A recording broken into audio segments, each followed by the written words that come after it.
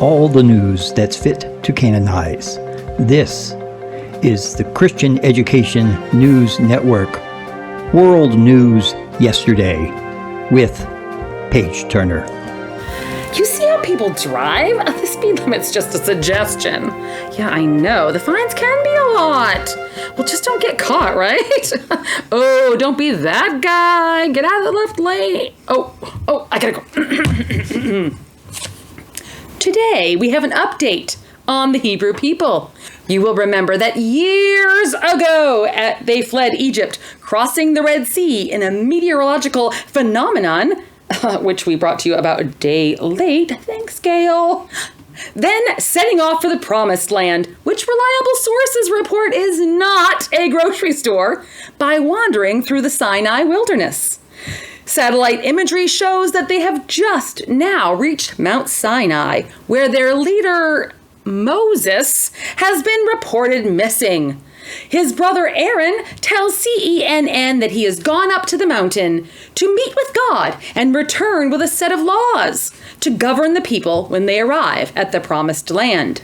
CENN has obtained a copy of these 10 Commandments, as they are being called.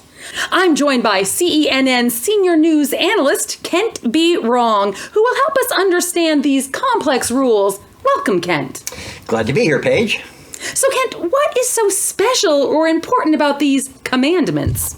Well, Paige, you'll know that there's a long tradition of leaders creating rules for their subjects. Think Hammurabi's Code. What's unique about these is that they address not only how we should deal with one another, but how we address God. Well, that is unique. So you're saying that God cares about how we treat others? Exactly. And these laws are written in stone. Quite literally. And let me go to the big board and I'll help explain it.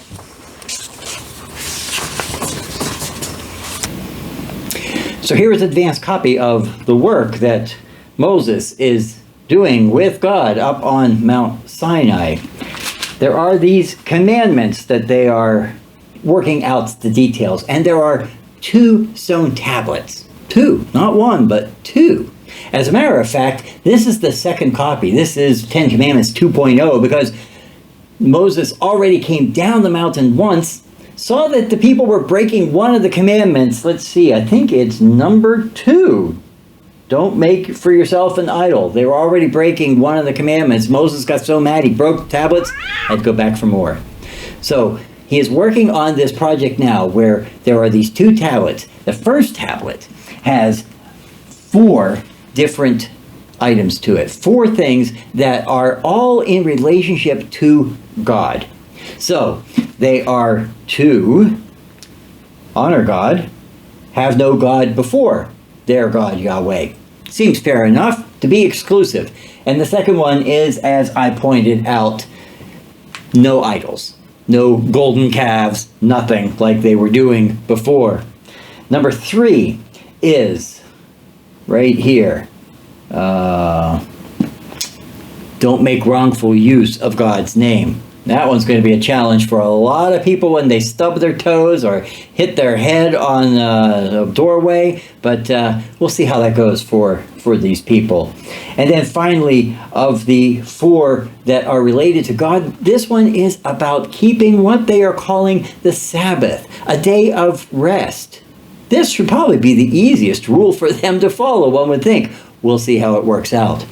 And then on the other side, there's 6 rules that tell people how to relate to other people.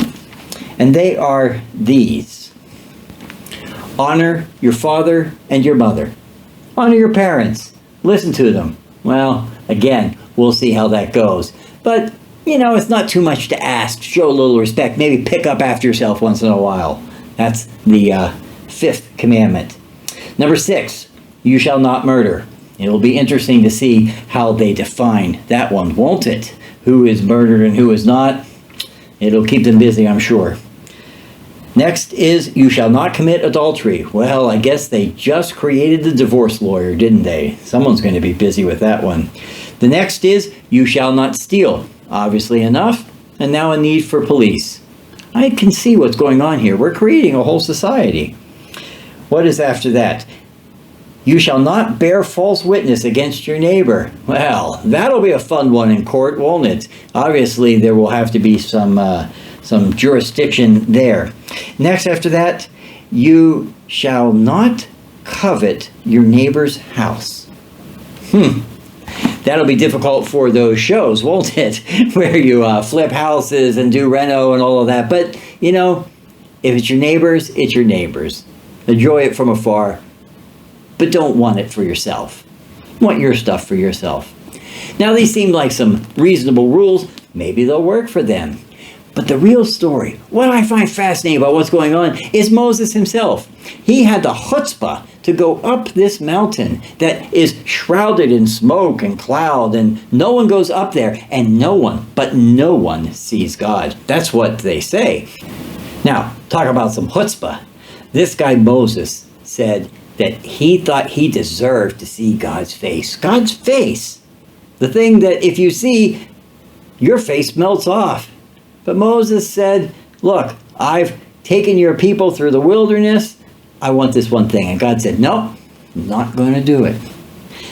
But Moses persisted. And Moses said, look, I have brought your stiff-necked people through the wilderness. They keep complaining. They won't do anything I say. I went down once with the Ten Commandments, and they were already breaking them. Come on, a little something for your man Moses. So God agreed to this thing. Imagine this. God says, look, hide yourself in the rocks over there in that cave, and I will pass by you. And when I'm past, you can look. So Moses got to see God's backside. God's bottom. Yeah. Well, you know, it's something, isn't it? It's not something you can say you've done. Maybe it's something you don't want to say you've done. But here's the other thing. When Moses was in God's presence, he started to glow. Glow. Like when he comes down off the mountain, people are not going to be able to look at him because he's so bright. They'll probably want him to cover up. They'll say, don't come around us. We're scared. Big deal. So remember, we have 4 rules here for the way that we deal with God, and we have 6 rules here for the way we deal with one another. But on top of all of that, we have a shiny Moses seeing God's hiney. Back to you, Paige. So the important news is that Moses now glows, not the laws that he's bringing down from the mountain? That's right, Paige. Everyone's going to be talking about nothing but the glowing Moses. You mark my words. Alrighty then. CENN senior news analyst Kent B. Rong. Thank you, Kent. Veils and glowing faces aside, it would appear that the holiness that God is demanding from humanity is caring for one another. Soon these commandments will become the law of the land. They can be summed up simply as love God with all your heart and your neighbor as yourself. And you heard it here first.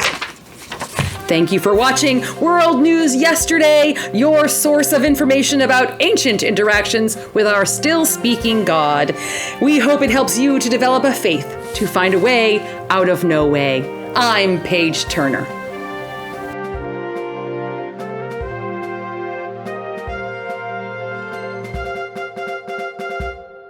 Alrighty then. CNN. That was a mistake, and here we go. Meteorological phenomena. Meteorology. Sarah said phenomena. Phenomena. So apparently there were multiple phenomenons. There were phenomena, but crossing the Red Sea in a I can't say meteorological. I just said it. Meteorological. Hammurabi's Code, for instance. Well, what are my lines? I wrote them. I have no idea what they are. What am I saying? They address both that's the point. relation to deity as well as others. Edie as well as others. You know, You'll remember. I wrote the script. I should be able to be off script It's by okay. now. It's okay. You wrote it when? Last night? Pretty much. Okay. Oh, I see, because we're about laws. Got it. Cute. Okay.